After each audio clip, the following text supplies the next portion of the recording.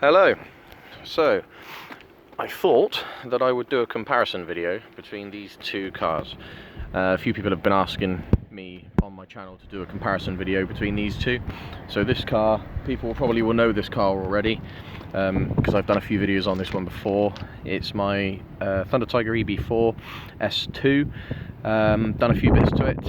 It's had a couple of upgrades: the exhaust, the air filter, cylinder head, fuel squeeze primer thing there, a fuel cooler just there, and a little fan which I fitted just to keep the engine cooler really in summer. If you're sort of stood idling and things for a long time or whatever, it gets quite hot, so fitted the little fan to keep it cool. And yeah, alloy wheels as well. They're real metal on those wheels, and obviously road tyres. There's a couple of bits and bobs, nothing too major, but yeah, it's a great car. I have done a few other videos on this, as I said, and I think if anybody has any questions, hopefully those other videos might answer those for you. But today's video is basically just a comparison between this one and the latest one that I've got. It's the EB4 S3. Managed to get this second hand. It was pretty manky, hadn't been used in a long time. The previous owner, I don't think, had any idea on how to tune or run a nitro car. Unfortunately, a lot of people have this issue. You'll go to a model shop and you might have kids or something maybe, and as you know, if you've got kids, they want the best, they want the fastest. You know, that's just how it is. I was the same when I was a kid. But nitro cars, unless you know what you're doing or you've had one before, I really wouldn't recommend just going out and buying one unless you've done your research or you've at least had a bit of experience.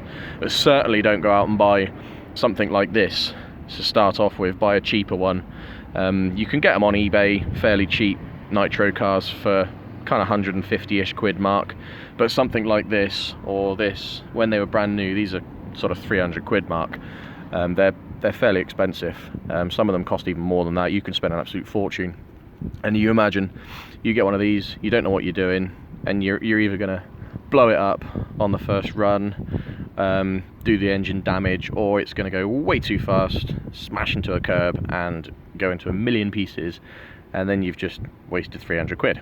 So yeah, I would recommend probably starting off with electric first if you want to start getting into radio controlled cars. But if you really do want nitro, then just bear in mind they do take a lot of maintenance, and you do need to know what you're doing really to have one. So yeah, it's just a little tip there.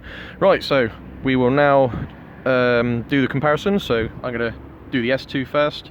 It's both cars are cold. They haven't been started at all today.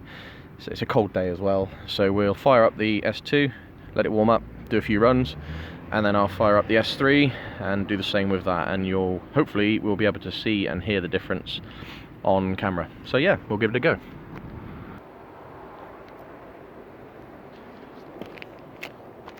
Right, let's see whether the sheet will fire up and start. Globe starter. Got that one. Right. So, oh, that's the wrong controller. Got two exactly the same. Right, so there we are, controller's on. Cool. Right. Prime the fuel, and we'll see if we can get it to start. Okay, here we go.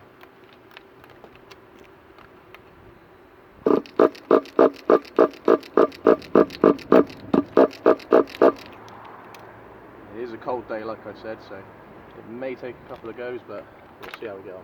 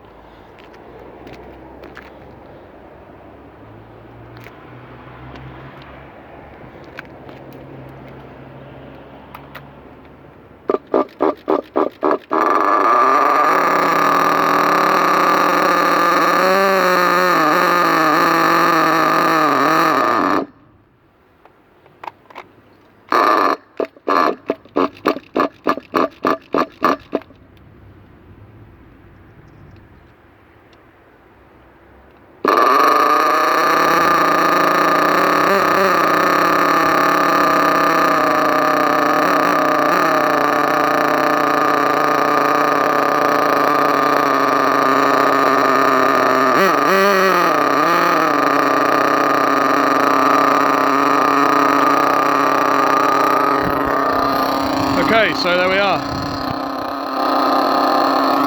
Finally managed to get it started.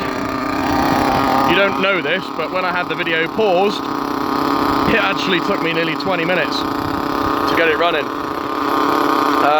Haven't started it in a very long time, so I suspect it was probably a little bit clogged up, even though I do use after run oil. Anyway, so it's started, it's going to warm up, you can hear how it sounds, and I'm having to shout pretty loud at the moment because this car is extremely loud. Especially with the aftermarket exhaust on it, it's extremely loud.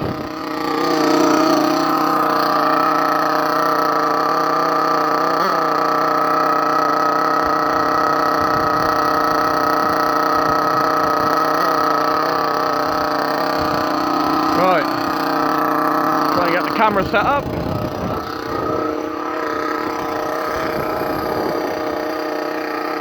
Okay.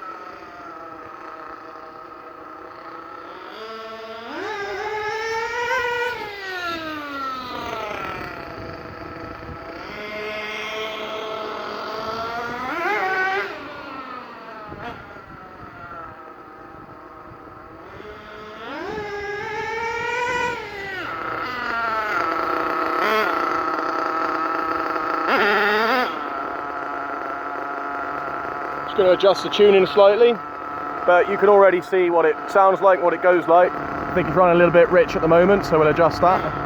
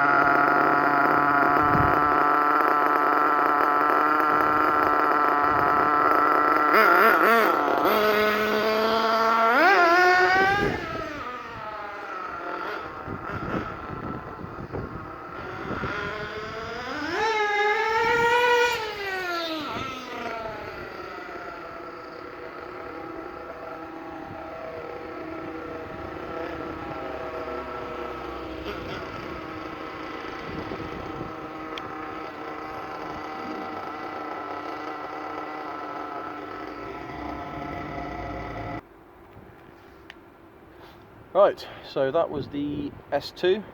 Hopefully you got a bit of an idea of what it sounds like and what it goes like. I tried to not pause the video as much as possible, just purely so that you could see how it runs when it's cold, and the difference in how it runs once you've warmed it up. I had to do a little bit of fiddling, purely because I haven't driven it in a long time.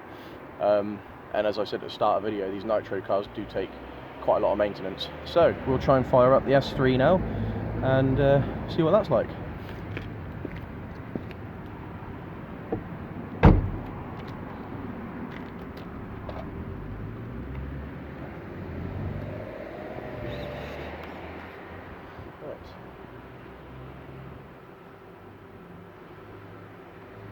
So this one doesn't have a fuel primer squeezer on it, so you have to do it manually.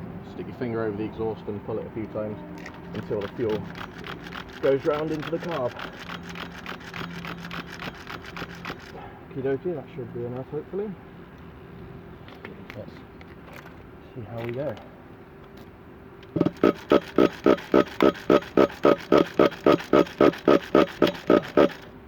More, I think.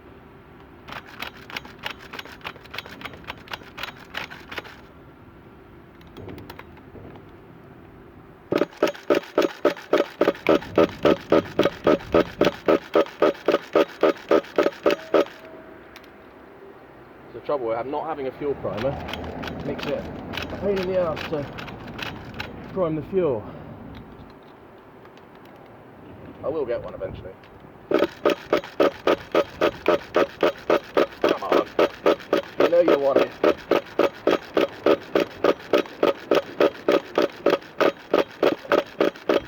Okie dokie, so what I'll do, I'll cheat, I'll take the air filter off.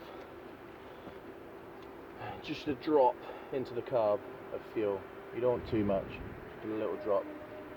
If you do get too much, just tip the car over and let it run out. And that usually persuades them to come to life.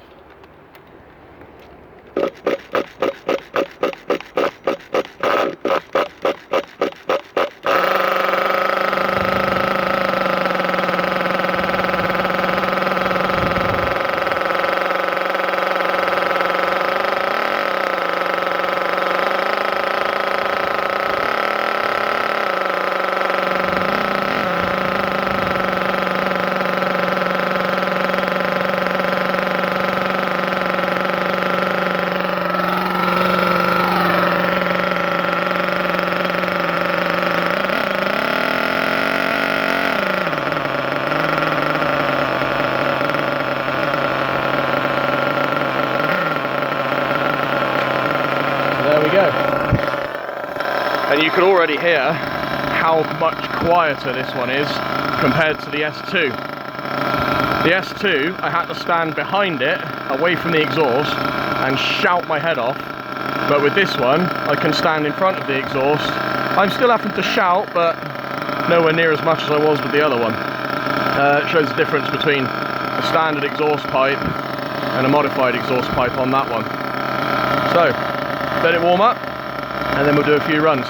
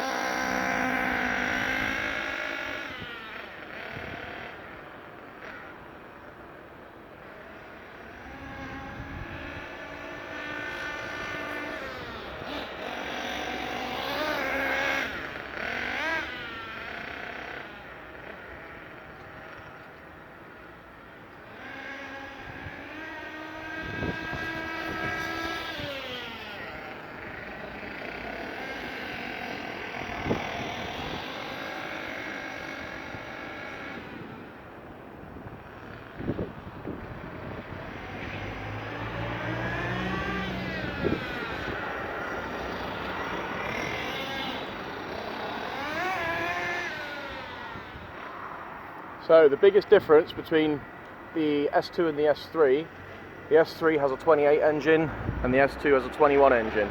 They're basically exactly the same, apart from the acceleration on the 28 is much better, as I'm sure you're about to see. You can see it's wheel spinning all over the place. It's got so much torque, it literally just wheel spins everywhere. I mean, if I don't put steering input in on the acceleration, it will just spin out under its own. I mean, well, I'm sure it will probably show you now.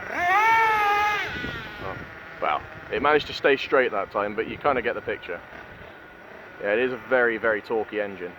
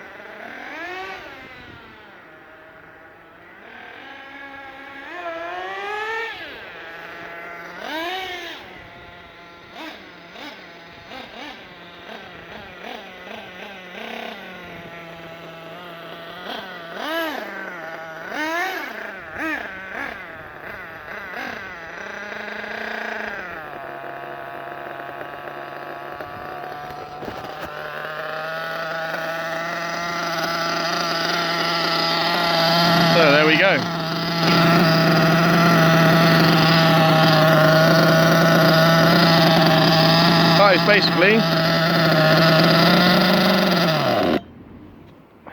That is basically the two cars. So I hope that showed people kind of a few differences between the two cars and how they run, how they sound especially. That's probably going to be the biggest thing that you're going to notice with this video, is how they sound. But you will notice the acceleration, I think. Just got to bear in mind it's really damp and horrible today. There's puddles everywhere, as you can see. Big massive one over there. I don't usually I can't speak today. I don't usually use these cars when it's damp because they've got road tyres on, as I mentioned earlier, and this one in particular, they're pretty much slicks, as you can see. So they're not exactly good for gripping on damp tarmac, but they're great in the dry though. Right, so well, that's about it for today.